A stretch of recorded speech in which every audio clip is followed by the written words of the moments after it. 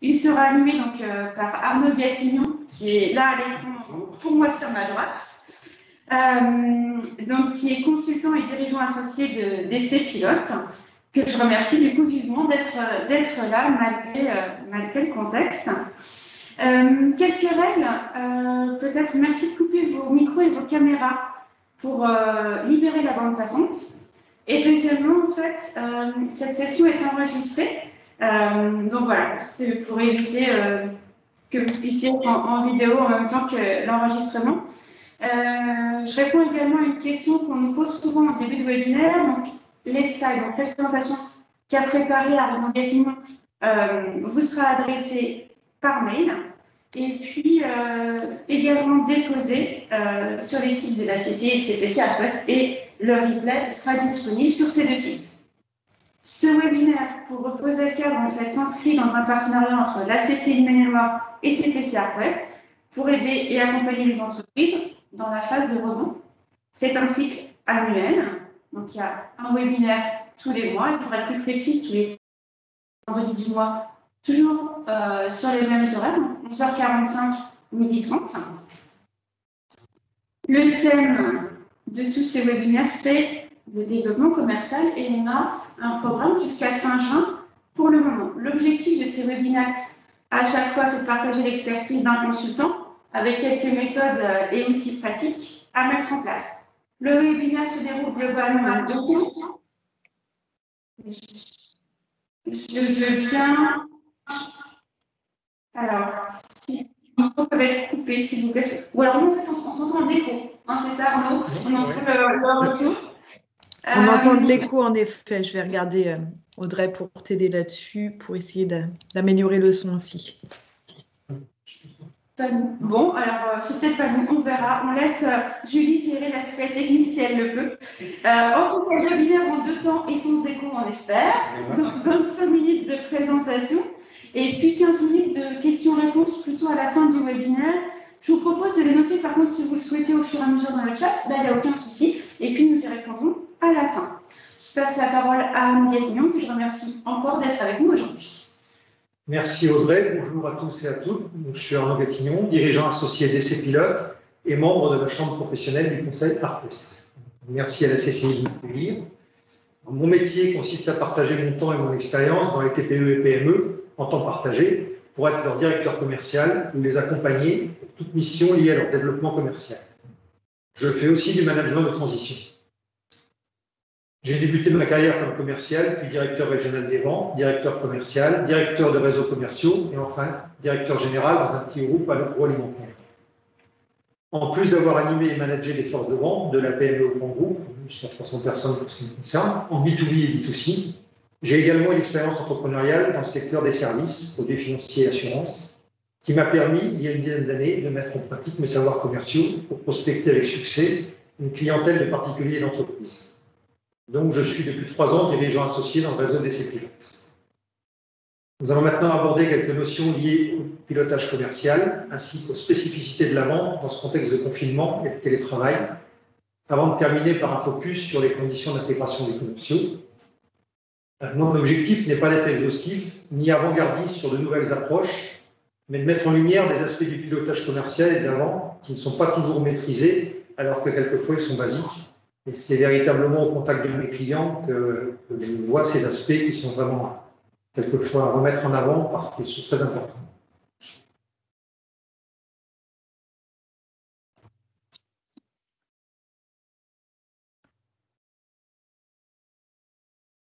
Alors, tout d'abord, le pilotage commercial est toujours à la hauteur. Premier constat, dans les TPE et PME, il peut arriver que les commerciaux soient livrés à eux-mêmes, souvent par manque de temps du dirigeant. Quelles sont les priorités? Une enquête qui date un petit peu maintenant, mais montrait que 85% des TPE et PME avaient pour priorité le développement de leur chiffre d'affaires, mais ils sont autant dans les phases de vente à déclarer manquer de temps, de méthodes ou de compétences pour effectuer leur développement commercial. Donc on a un aspect temps qui est crucial. On a aussi un deuxième aspect qui est un manque de compétences du dirigeant sur la fonction commerciale et sur le pilotage des équipes. Souvent parce qu'il vient du domaine de la technique ou autre, ce n'est pas forcément son cœur d'expertise et de métier. Donc il est indispensable de consacrer un minimum de temps au management commercial. Et ce qu'il faut savoir aussi, une notion importante, c'est que s'équiper d'outils tels que la GRC, ou CRM, gestion de la relation client, peut être extrêmement intéressant et utile, voire indispensable, mais ce n'est absolument pas une garantie d'efficacité, car l'outil, ce n'est pas du pilotage. Le management, le pilotage du commerce doit être fait par les encadrants, les dirigeants, et les outils ne remplacent pas ce temps de pilotage. Le pilotage peut donner quelques résultats sans outils, au moins au début, et les outils amèneront la productivité qui est source de rentabilité. J'ai moi-même participé à la mise en place de plusieurs GRC en entreprise, mais j'ai aussi refusé de le faire dans d'autres quand les conditions managériales n'étaient pas remplies. Donc, si l'équipe de managers commerciaux n'est pas au complet et que les commerciaux ne pourront pas être accompagnés correctement pour ce projet, qui est avant tout un gros projet de management, il vaut mieux le faire. Alors, quels sont les rôles du pilote commercial? Ces rôles sont, c'est peut-être classique, mais c'est bien de le rappeler, c'est de recruter les commerciaux, de les former, de les faire former, de les motiver, de les entraîner, de les évaluer, éventuellement de les recadrer. Et pour ça, je veux faire un focus sur quelques fondamentaux du management qui, encore une fois, sont peut-être basiques, mais qui ne sont pas toujours appliqués, qui sont importants pour véritablement bien piloter les équipes commerciales. Premier de ces fondamentaux, ce que j'ai appelé les 3 temps du management.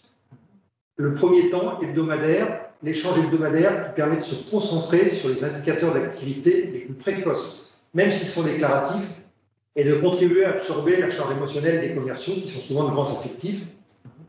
Pour un commercial, vider son sac chaque fin de semaine est souvent bienvenu pour passer un bon week-end et repartir de plus belle le lundi suivant. Donc, ce premier temps, cet échange hebdomadaire, il fait souvent défaut dans les entreprises par manque de temps du dirigeant souvent, justement. Et c'est indispensable. Le point mensuel, lui, plus classique, permet de constater les résultats de l'action de manière tangible. On va constater le CRA, le chiffre d'affaires réalisé, par exemple, et mettre en place des actions correctives si nécessaire. Enfin, le point annuel ou semestriel permet de co-construire les objectifs de la période à venir avec le ou les commerciaux, après avoir tiré tous les enseignements de la période passée. Le plan de formation, le système de rémunération variable éventuel seront définis à ce moment. Deuxième fondamental, une juste répartition entre mesurer, le quoi, et guider, c'est-à-dire le comment. Cet aspect a été bien développé par Jean-François Renoir et Pascal Joubert dans le précédent webinaire. Je voulais y revenir parce qu'il est vraiment essentiel pour moi. Je confirme vraiment qu'il faut passer plus de temps sur le comment, qu'est-ce qu'on doit faire, les étapes à construire, donc piloter l'effort, plutôt que sur le quoi, pilotage du résultat. De manière des fois un petit peu taquine, je dis que les commerciaux en général, ils savent lire. Ils savent si leurs chiffres sont bons ou pas, ils les ont reçus, ils les ont vus. Donc ce n'est pas la peine de consacrer des heures à rappeler l'objectif, à montrer les résultats, et surtout, éventuellement, à mettre une pression mal placée lorsque les résultats sont loin de l'objectif. Situation qui peut se rencontrer dans cette période de pandémie, par exemple. Cette même mauvaise pression peut tétaniser un collaborateur, et c'est le rôle du manager de l'absorber en grande partie. Au contraire, un management bienveillant, centré sur le comment faire, sur l'effort, est entraînant et mobilise positivement les équipes.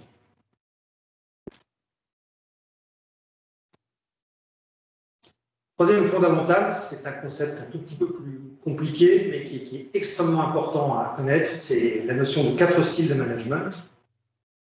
Concrètement, consiste à s'adapter à son interlocuteur, faire du micromanagement sur une personne compétente et autonome est contre-productif. C'est pourtant des choses que l'on voit fréquemment.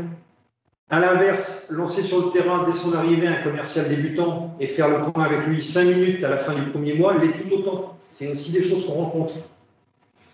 En fait, il existe 4 styles de management qui s'appliquent à des individus.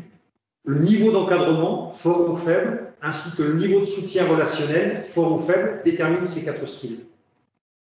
Il est vrai que les tendances actuelles poussent au management beaucoup plus orienté vers l'accompagnement et l'épanouissement des équipes, à l'opposé de ce qu'on appelle le commandement de contrôle.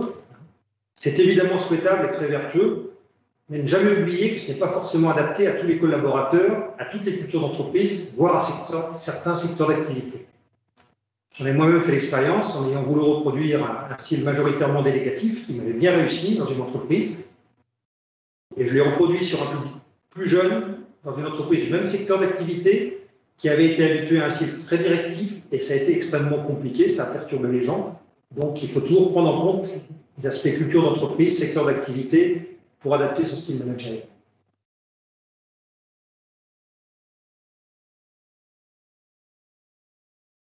Plus concrètement, nos styles managériaux sont en général à mettre en œuvre en fonction du degré de maturité du collaborateur.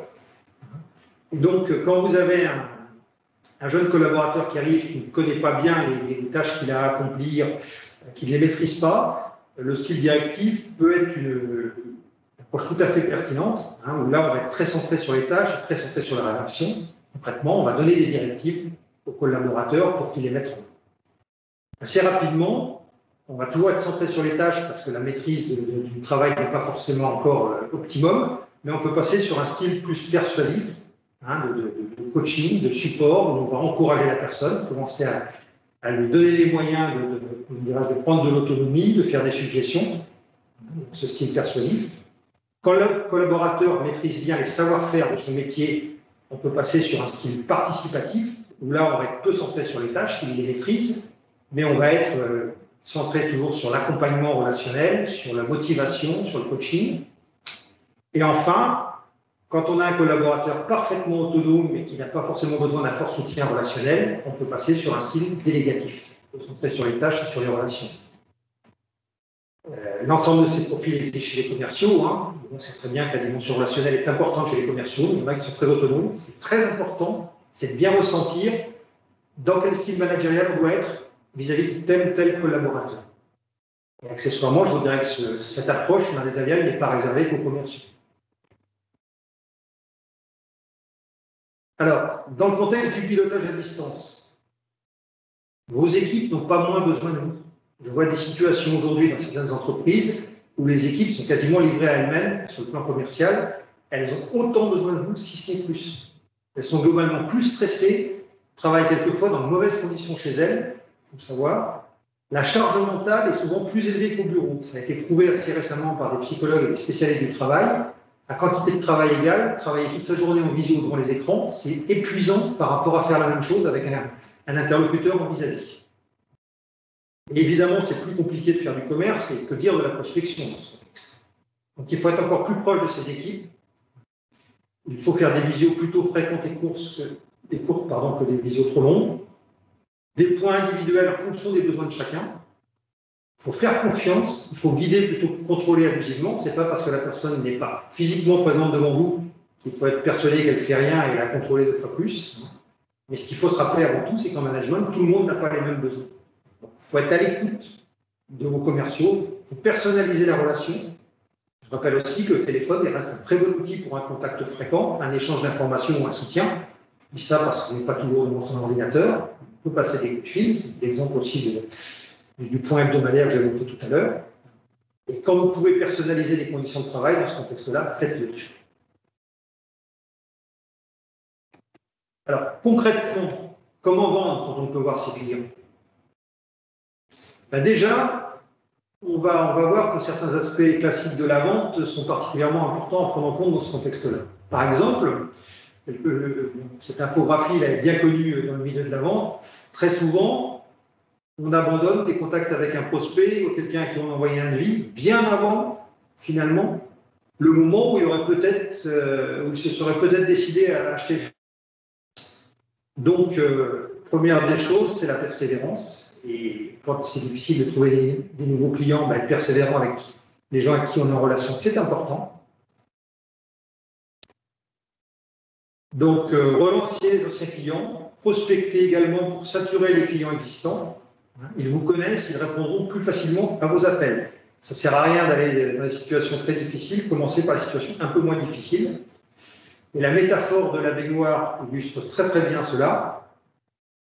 On peut ouvrir le robinet à fond, c'est-à-dire prospecter énormément. Si on a oublié de fermer la bombe, au mieux on va maintenir un certain niveau d'eau, mais on va avoir du mal à se développer. Et donc la bombe, c'est la fidélisation. C'est le fait, effectivement, d'entretenir les clients existants, de les développer, si tant est qu'on fait des ventes qui s'adaptent au renouvellement des ventes. Ce n'est pas toujours le cas dans certains métiers. Effectivement, quand on construit une maison pour quelqu'un, c'est plus souvent un acte unique. Ceci étant, la fidélisation, s'assurer de sa satisfaction, c'est un moyen aussi qui parle bien de vous, c'est les ventes indirectes. Et l'écart de coût entre la fidélisation et la prospection est toujours en faveur de la fidélisation.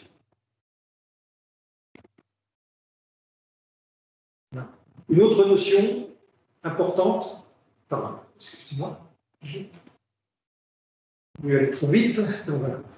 Notre notion d'exploiter les informations, il faut d'abord les obtenir, les archiver en les organisant, les exploiter.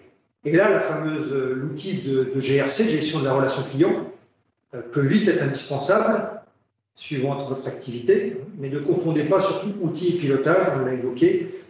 Si ce n'est pas managé, ça ne produira pas de résultat. Donc, dans les faits, structurer et mesurer les informations qu'on a, donc avoir un fichier client à jour, bien qualifier ses prospects, ce qui va nous permettre de construire des plans d'action et pour fidéliser et pour prospecter. Ce travail-là, je dirais, c'est un travail de back-office qui va se faire en dehors de la présence du client, mais si on est plus pertinent, on pourra plus facilement trouver des clients derrière, même dans le contexte actuel. Autre notion essentielle actuellement, c'est augmenter la part de prospection passive vers le niveau de marketing. Concrètement, classiquement, la vente, c'était je vais vers un client pour lui proposer un produit ou service. L'activité outbound active, je vends, c'est-à-dire que je vais contacter un client grâce courrier, au téléphone, l'emailing, faire des salons, faire du porte-à-porte, autre action active. L'objectif est de vendre. Depuis quelques années, s'est développé fortement une autre approche du commerce et du marketing, l'approche inbound marketing, qui consiste à faire acheter. Celle-ci passe énormément par tout ce qui est outils digitaux. On va faire on va utiliser les réseaux personnels, les prescripteurs, demander des recommandations. On va s'appuyer sur ces réseaux individuels, professionnels, on va faire de la publicité, c'est plus classique et plus ancien. On va utiliser les relations presse. On va acheter des mots-clés auprès de Google pour pouvoir être plus visible sur le web et générer des leads via ces sites web. Toutes ces actions-là qui sont liées donc, au niveau de marketing sont des actions qui majoritairement font appel au digital. Évidemment, dans un contexte de confinement, de télétravail, ces actions-là peuvent être menées, alors que les autres sont beaucoup plus difficiles à mener. Même si certaines actions, type conférence ou autres, sont évidemment aussi perturbées par le confinement. Donc, c'est plus une option digitale aujourd'hui pour faire du commerce, quels que soient les secteurs d'activité, évidemment avec des grandes nuances. Beaucoup de secteurs B2B sur de la vente véritablement très spécialisée, de biens d'équipement ou autres, se font toujours dans une approche plus active. Mais globalement, on a tout intérêt à développer cette approche du marketing pour développer son commerce. Autre notion, celle-ci beaucoup plus classique et basique, je dirais, augmenter son niveau d'activité en prospection active à distance. Il y a plus de courant, donc il faut ramer ou nager plus fort pour arriver au même endroit. On peut demander un effort supplémentaire aux équipes en termes de niveau de prospection pour compenser un chiffre d'affaires qui souffre. Ceci étant, ayez bien en tête que c'est une solution de court terme. Elle peut être insuffisante et inadaptée aux crises qui durent.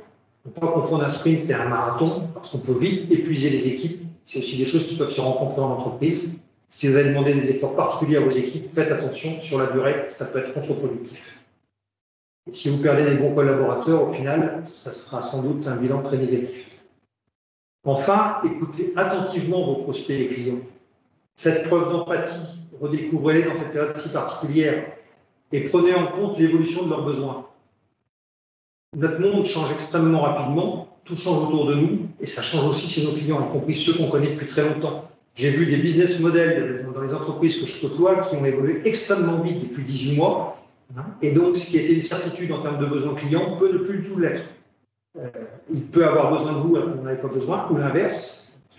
Il faut communiquer et écouter ses clients et surtout éviter les interprétations abusives, comme celle que vous fait le chat sur cette diapo. Si on ne vous a pas répondu, c'est que, en fait, on ne sait pas. Il y a des gens qui ne répondent pas en ce moment, c'est simplement peut-être que leur offre est très pertinente pour nous. Voilà. La persévérance est aussi une vertu dans ce contexte-là. Enfin, dernier aspect de mon intervention, un focus sur l'intégration des nouveaux collaborateurs. Tout d'abord, faites un vrai programme d'intégration. C'est indispensable. Investissez dans la formation initiale. N'attendez pas que éventuellement votre coach vous dise au bout d'un an ou 2 ans, on peut le former. C'est indispensable de bien former dès le début un collaborateur et d'investir également dans la connaissance de l'entreprise.